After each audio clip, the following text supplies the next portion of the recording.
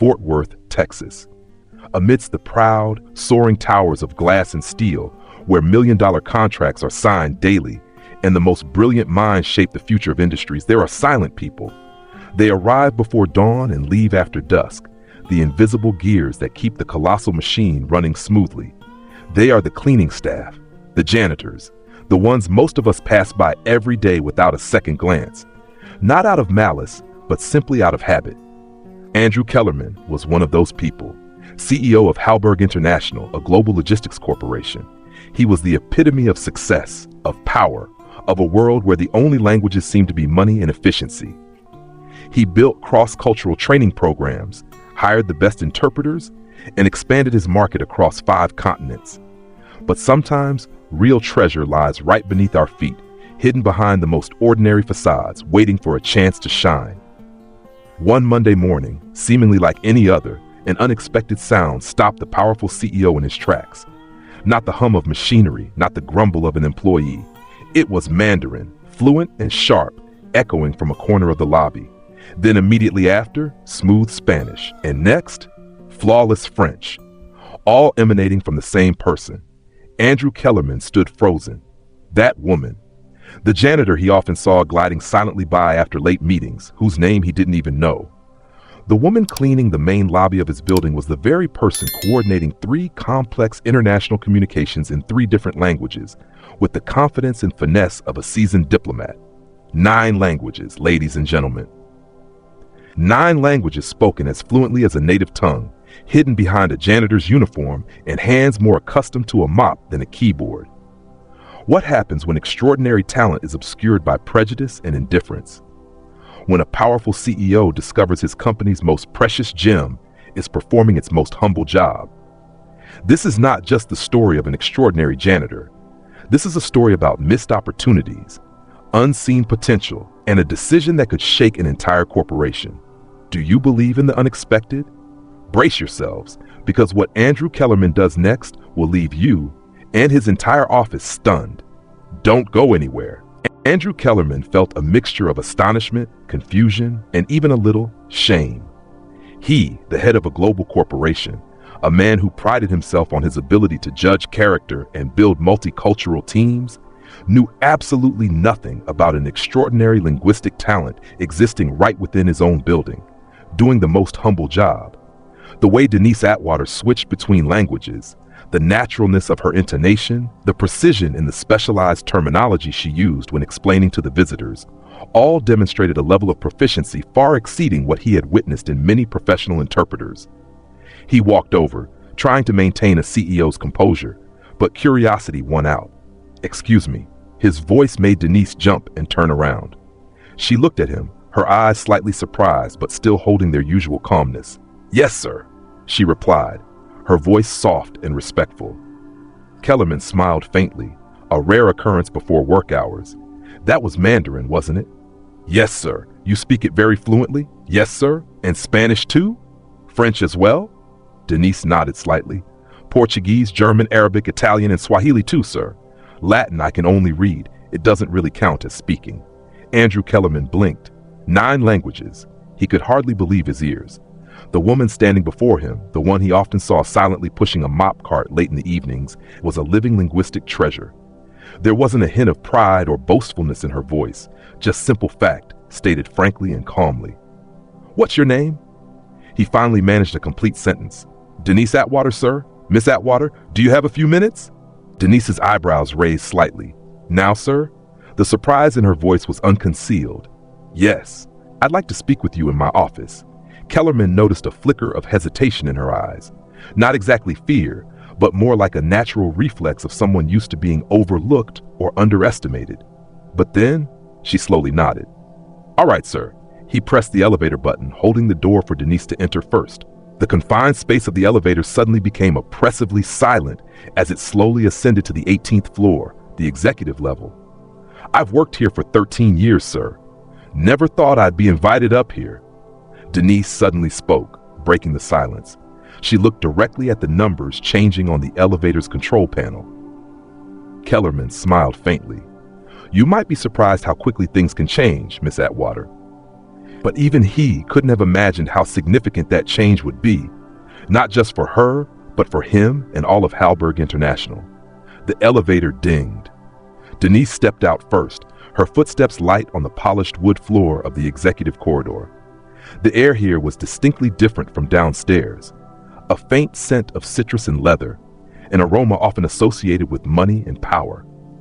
Kellerman's assistant looked up, her eyes wide with astonishment at seeing Denise beside her boss. He didn't explain, just nodded for his assistant to let them pass.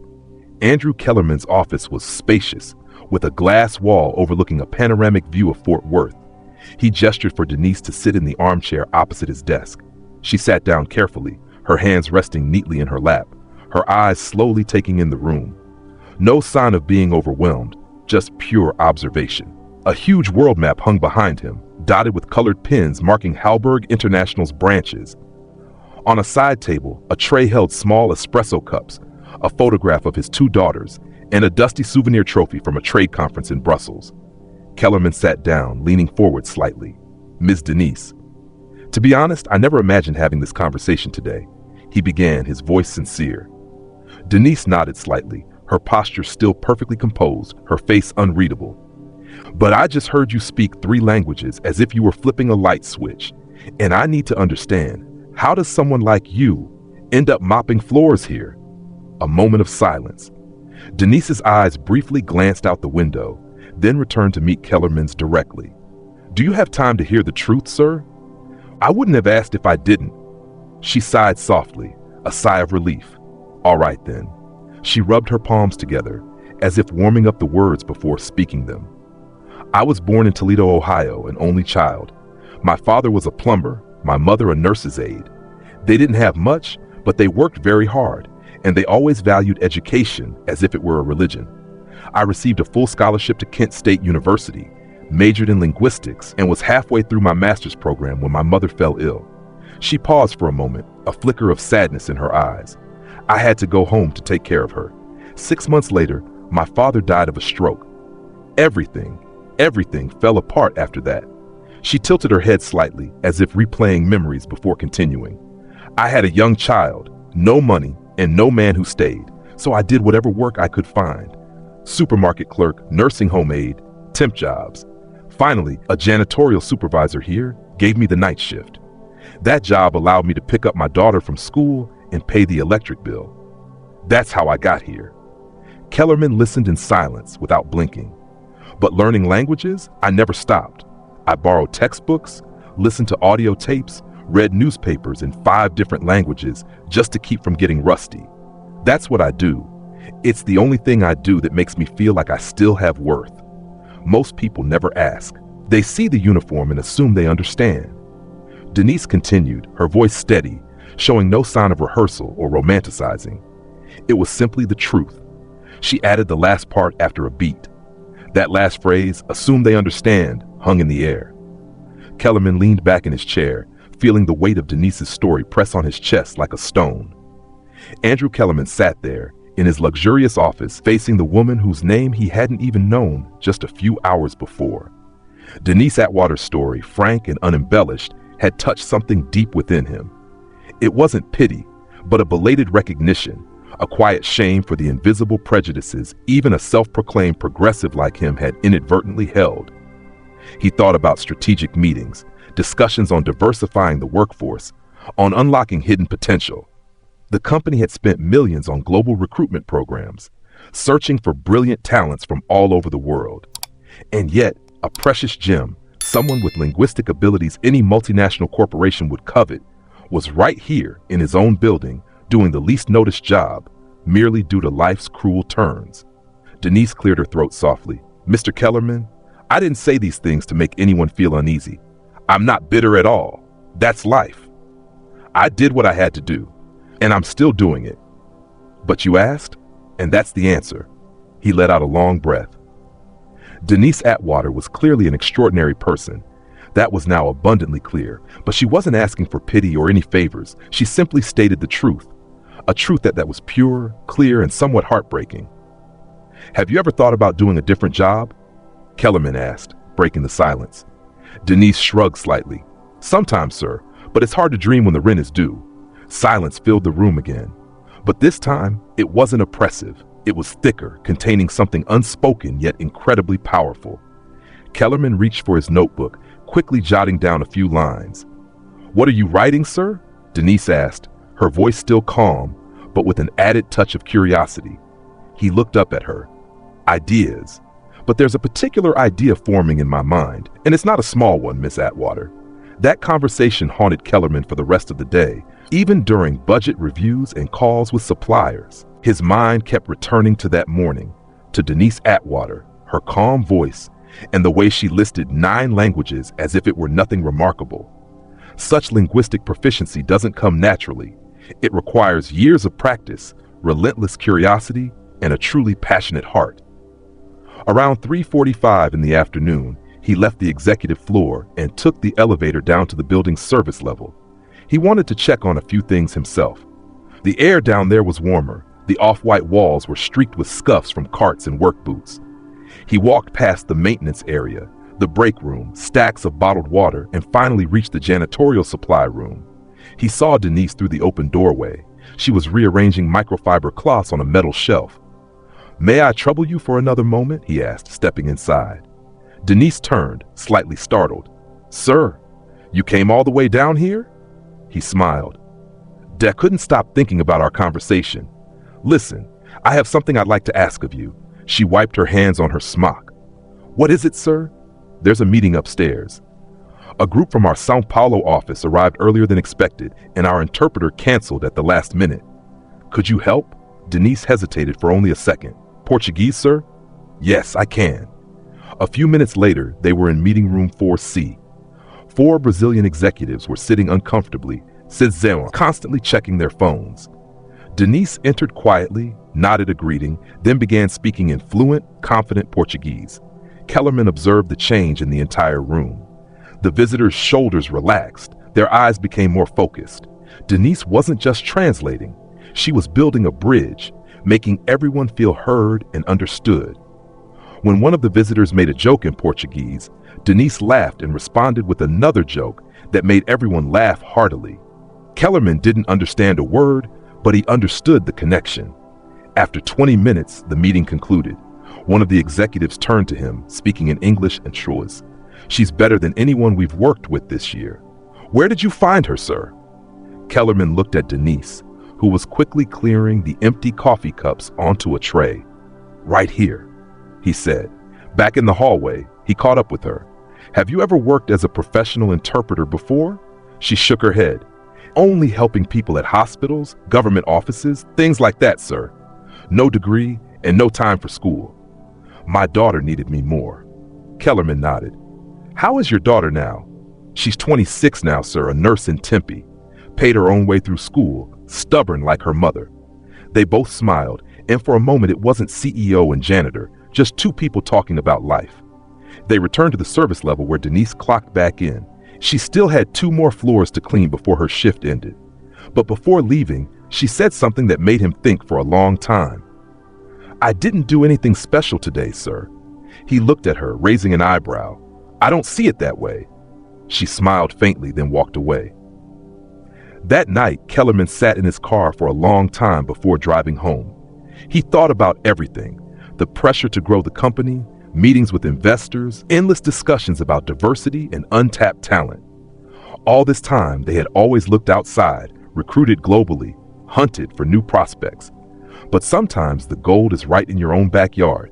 And once you realize that, the real question is, what do you do with it? The next morning, just as Denise Atwater finished cleaning the East Lobby, her employee badge beeped at an unusual time. Ron, her supervisor, tapped her lightly on the shoulder, his expression not exactly annoyed, but certainly not normal. "Hey, Denise, Mr. Kellerman wants to see you again." Denise blinked. Did I do something wrong, sir?" Ron shook his head. "He didn't say, just told me to bring you up there." Denise wiped her hands on a clean cloth, then followed the same path she had taken the day before. Only this time, it seemed everyone in the building noticed her. People she passed looked up. A few whispered. One of the receptionists even gave her a polite smile, as if she knew something Denise didn't. When she entered the executive suite, Andrew Kellerman was standing near the window, holding a black coffee, looking out at the skyline. "Come in," he said without turning around. Denise stood quietly by the door until he faced her. "I've been thinking a lot about wasted talent. How many people never get a chance? Not because they aren't good, but because no one bothers to look closely enough." He began, placing his coffee cup on its saucer. Denise said nothing. She didn't believe in easy compliments. She had seen too many people talk a good game but deliver little. "I want to create a new position, a position that's never existed before, something this company desperately needs, even if we haven't realized it yet." Kellerman continued. Denise frowned now. "For what, sir?" "Cultural liaison specialist for international affairs. Someone who can speak the languages, read between the lines, work with clients, suppliers, documents from all over the world, all those global touch points where we often struggle." Denise's mouth fell open, but no sound came out. "You're qualified, Denise. Frankly, probably more so than a lot of people on our leadership team. And you've proven you can handle that kind of work with grace, patience, and intelligence." Kellerman continued, his voice resolute. She stared at him, her eyes narrowing slightly. Is this real, sir? As real as it gets. I don't have a college degree. You have something much better than that. Life experience, dedication, and the ability to speak 9 languages fluently. You think I care about a piece of paper?" Kellerman interrupted. Denise shifted her weight, still a little skeptical. "Why me?" He looked her straight in the eye. "Because yesterday I saw you solve 3 problems in 3 different languages before 9 in the morning. And because I'm tired of walking past people like you, people who work twice as hard for half the recognition." Denise crossed her arms. "You know what people will say. I don't care." She looked at him for a long moment, then let out a long breath. "I've never worked an office job. Never had a title," she said. "You'll learn fast. I don't have the right clothes for this kind of job. I'll have HR send you a clothing allowance." Denise gave a dry laugh. "You've thought of everything, haven't you?" "I'm trying." A long silence stretched between them. Then Denise asked softly, "So what about my shift downstairs? Who will replace me?" Kellerman smiled. "We'll find someone, but no one can replace you, Denise." After a long moment, neither spoke. Denise looked down at her hands, then back up at him. "Are you sure this isn't some kind of charity, sir?" He shook his head. "This is deserved recognition, however overdue." She bit her lip, her eyes glistening, but she blinked back the tears before they could fall. "All right then, let's see what I can do," she said, her voice resolute. He extended his hand. She took it. It wasn't just a handshake. It was history being rewritten. But what neither of them anticipated was the reaction from the rest of the building. By Wednesday, the news had spread faster than the elevator. Denise Atwater, the night shift janitor, had been promoted to a management-level position. No one knew the whole story, only whispers. That she spoke many languages, that the CEO himself had chosen her, that she might have some secret background, perhaps had worked for the government, maybe even an undercover agent. The rumors circulated from office to office, meeting room to meeting room. Some were curious, some smiled, saying good for her, but not everyone was pleased. In the employee break room, 2 marketing assistants were huddled together, whispering over their salads. "I'm just saying. I have a master's in international business, and I've been waiting 2 years for a promotion. This woman was scrubbing urinals last week," one said. Her friend shrugged. "Maybe she knows something we don't." "Oh, please. Kellerman's just trying to look progressive, ticking a box for show." That negative energy also seeped into meeting rooms and Slack messages, silent resentment mixed with bewilderment. People weren't used to promotions coming from outside the usual career ladder. Denise felt it as soon as she stepped into her new office on the 12th floor. It was quite modest, just a desk, a potted plant, and a computer she hadn't even touched yet. But to her, it felt like another planet. After HR completed Denise's paperwork, she asked if she could keep her old janitorial uniform, not to wear, but just as a reminder to herself. That afternoon, she had her first meeting with Victor Ramirez, the head of international operations. Victor walked into Denise's office with a thick file and a scrutinizing gaze, making no attempt to hide his displeasure. He didn't shake her hand, nor did he sit down. "So, you're the new liaison specialist." Victor said, his tone like a joke wrapped in strained politeness. Denise looked up at him. That's what I've been told, Mr. Ramirez. Do you have any experience working in a corporate environment? Denise smiled faintly. Only from the outside looking in, sir. Victor didn't smile. I have reports from Italy, contracts from partners in Dubai, and an outstanding issue with a supplier in Sao Paulo. Do you think you can handle it? He dropped the file on Denise's desk, then turned and walked out. Late that evening, Andrew Kellerman stopped by her office. How was the first day? Denise exhaled, leaning back in her chair. I've had worse days. He smiled. Did Victor give you a hard time? He doesn't scare me. I know, but can I ask you something? Kellerman hesitated, then added, Anything, sir. Why now? Why me? You could have just given me a bonus and let it go. He leaned against the doorframe. Because I see myself in you. Denise raised an eyebrow.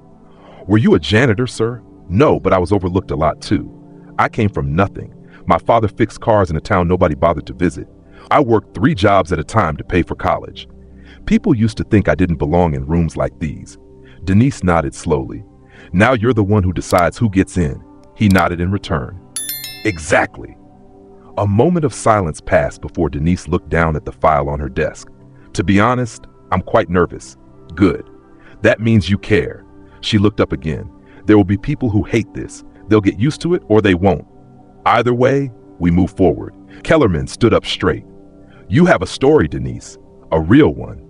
And now, you have a platform to tell it. Then he turned and left. When the door closed behind Kellerman, Denise looked around her new office. She remembered the years of crying in the restroom during lunch breaks, the nights coming home with aching feet and just enough energy to reheat some soup, the birthdays she'd missed, the promotions she'd watched others get, people who never even said hello to her. She opened a desk drawer and placed her old janitor's ID badge inside. Not to forget, but to remember exactly what had brought her here. But this story was no longer just hers, and the spotlight about to shine was much brighter. By the end of the week, Denise's nameplate was on her office door. Denise Atwater, Cultural Liaison Specialist, International Affairs Division. It looked formal, clean, solid. The news was official this time. A company-wide email was sent out Friday morning, signed by Kellerman himself. The content was brief, clear, and carried weight. He explained her role, her background, and more importantly, her value. He didn't call it an act of charity or a feel-good gesture. He stated she was the best person for the position, period. But that didn't stop the whispers. Some managers grumbled. Others softened after seeing her work. She handled conversations with foreign clients better than any translation software. She corrected mistranslations in old contracts that had cost the company money for years. And she never boasted. She just worked quietly, smoothly, better than anyone expected. The following Monday, Denise was asked to join a meeting with a delegation from Morocco. The company's expansion into North Africa had been stalled for months due to misunderstandings and a lack of trust. She walked into the meeting room in a light beige wool coat, sat at the table, and introduced herself in fluent Moroccan Arabic. The entire room changed. You could feel it, the shift. People leaned forward, they listened. Because when someone speaks your language, you don't just hear words, you hear respect. After the meeting, one of the Moroccan partners approached her privately. He gently placed his hand on his chest, a traditional gesture of thanks. No one has ever done that for us. In our language, in that way, he said. Denise nodded. You are very important, that's all. Midweek, Kellerman made another move. He renamed the company's main training room, where all new employees gathered for orientation and where mid-level leaders held seminars. The old sign outside the door was taken down. In its place, the Atwater Room. No grand announcement, no party, just a quiet sign, and a change more meaningful than flowers or cake. But not every door opens wide without resistance, and someone had begun to plan a pushback. The resistance didn't take long to surface. Late Thursday afternoon, Denise was summoned to a meeting, not by Kellerman, but by someone higher up. Eleanor Craig, a veteran board member who had flown in from Dallas. She had been with the company since the 90s, known for her power suits and a tongue sharper than a razor. Denise walked into the small meeting room on the 17th floor, where Eleanor was waiting with a stack of papers and a flat, unreadable expression. Sit, Eleanor said, her eyes still fixed on the documents. Denise sat down, trying to keep her back straight. Eleanor tapped her fountain pen twice on the tabletop. So, Miss Atwater, I've reviewed your file. You have no college degree, no prior corporate training, and no management certifications whatsoever. Denise didn't flinch. That is correct, ma'am. Eleanor crossed her arms. 3 weeks ago, you were still a janitor here. Yes, that's right. She leaned back in her chair, her gaze boring into Denise. Help me understand, how does someone with your background now find herself handling high-level international affairs? Denise met Eleanor's gaze directly, not flinching. Because I speak those languages, Mrs. Craig. I understand their cultures. I've corrected 2 supplier contracts and resolved a 3-month stalemate in our Moroccan partnership agreement. I also helped reach a verbal agreement with our Brazilian partners that legal will finalize next week. Eleanor's lips thinned. Do you think this company should be run on instinct and savvy? Denise smiled faintly, a confident but not arrogant smile. No, ma'am. I think it should be run on results. Eleanor blinked. It was the first time Denise had seen her hesitate, even slightly. I don't need to be liked, but I do need to be useful, and I'm proving that. Denise added, her voice still respectful but not weak. Eleanor stood up, slowly closing the file. You're a gamble, Miss Atwater. I'm used to that, ma'am. My whole life has been a gamble. Denise replied softly.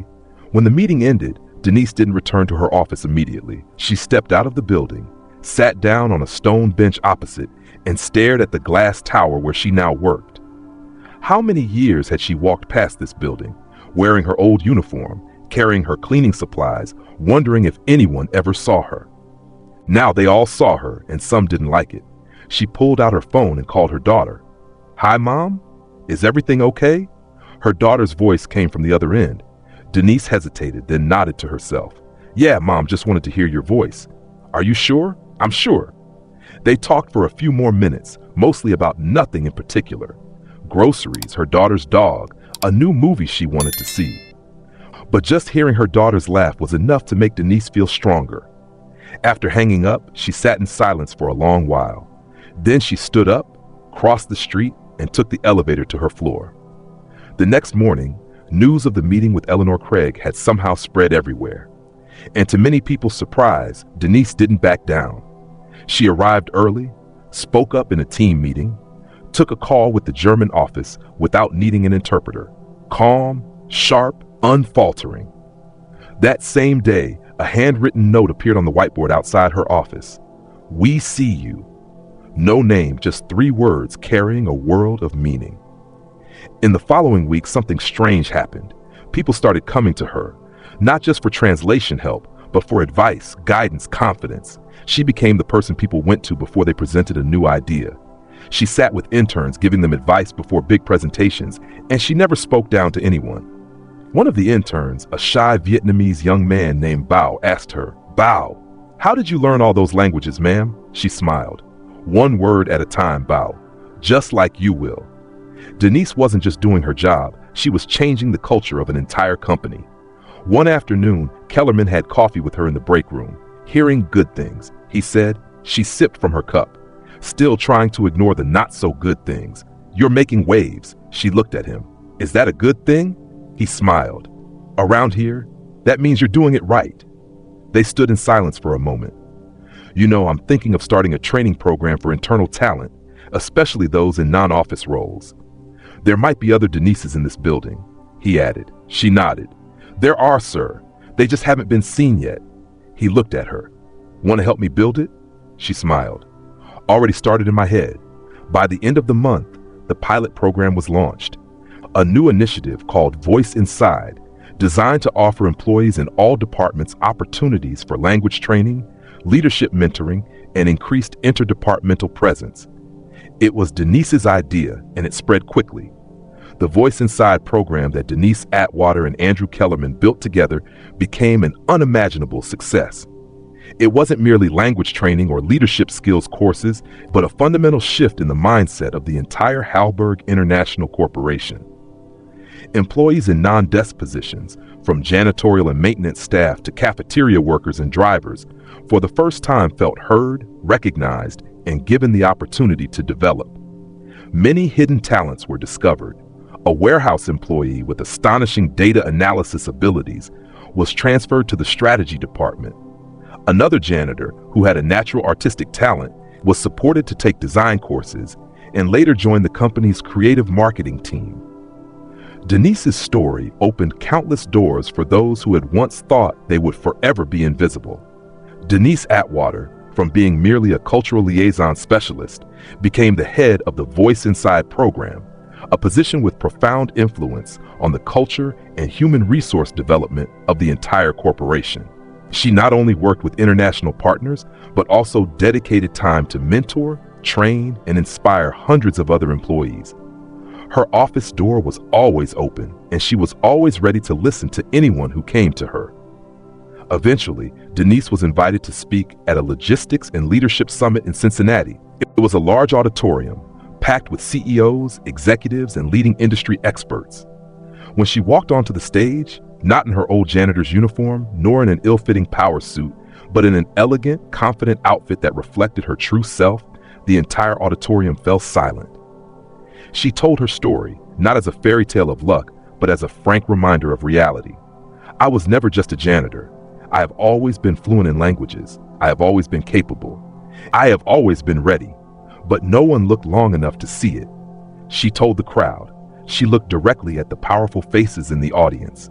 So the next time you walk past someone without a fancy title, ask yourself, what am I truly missing? The auditorium went quiet, and then applause erupted, growing louder and louder like thunder. Everyone rose to their feet. It wasn't just applause for a good speech, but recognition for a truth that had been forgotten for too long. On her way out of the conference, a young man approached her, his eyes welling with tears. My mother was a domestic worker, and she spoke 5 languages. I used to be ashamed to say that, he said. Denise gently touched his arm. Never be ashamed of your origins. The only thing shameful is blindness to extraordinary talent. She walked out of that conference building feeling taller than she ever had in her life. Not because of the applause, not because of the promotion, but because she hadn't changed who she was to fit the role. She had brought her whole self, every layer of her life story, to that role, and that had made all the difference. The story of Denise Atwater and Andrew Kellerman is a powerful reminder. Never judge a person's worth by their appearance, the clothes they wear, the job they do, or what's written on their resume. Talent has no dress code. Intellect needs no permission. And excellence can walk past you every day, wearing an ordinary employee badge, holding a mop. Hidden opportunities are everywhere, often in the places we least expect. Sometimes the greatest talents are hidden in the humblest roles. It is the job of leaders to have the vision and sensitivity to recognize and nurture that potential. Real change begins with a change in mindset and culture. One individual's decision, like Andrew Kellerman's, can create a ripple, but it is the shift in how people are perceived and treated that creates a powerful wave, changing an entire organization. Everyone has a story and unique value. When we take the time to truly listen to and understand others, we can discover extraordinary things. If you've ever been overlooked, underestimated, or ignored, keep trying. The right person will see you, and when they do, don't be afraid to seize that opportunity to shine. Better yet, bring a few extra chairs for others like you. Empowering others and creating conditions for them to grow is the best way for an organization to achieve sustainable development. When each individual is recognized and their full potential is unleashed, together, they will achieve great things. The world is full of Denise Atwaters, talented, passionate people, yet invisible due to prejudice and indifference. This story is a call to action. Look closer, listen deeper, because the most precious gem might be right in front of you, waiting to be discovered. And when you give them a chance, they will not only change their own lives, but they might also change your world.